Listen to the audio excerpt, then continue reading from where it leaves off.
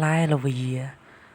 ផ្លែល្វាយើងមើលពីខាងក្រៅទៅស្អាតក៏ប៉ុន្តែបើយើងមើលទៅខាងក្នុងពោរពេញទៅដោយការអត់ស្អាតហើយ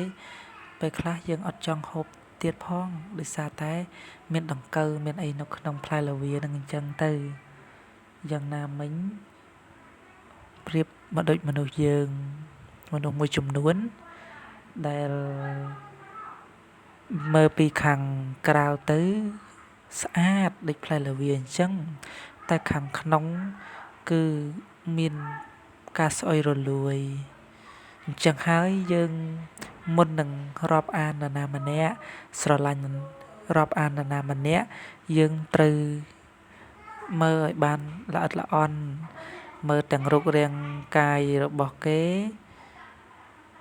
តែរូបរាងកាយខាងក្រៅទោះបីជាគេស្អាតក៏ដោយមិនស្អាតក៏ដោយសិតតែជាមានតម្លៃទាំងអស់តែយើងកុំភ្លេចមើលចិត្តគំនិតអ្វីដែលសំខាន់គឺលើចិត្តគំនិត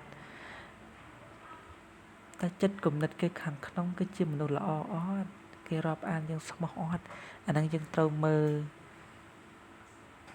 ពីខាងក្នុងដើម្បីការរាប់អានទៅគឺមានភាពសុខសប្បាយ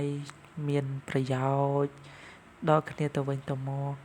និងចេះជួយគ្នាទៅវិញទៅមករស់នៅជាមួយគ្នាប្រកបដោយសុខដុមរមនា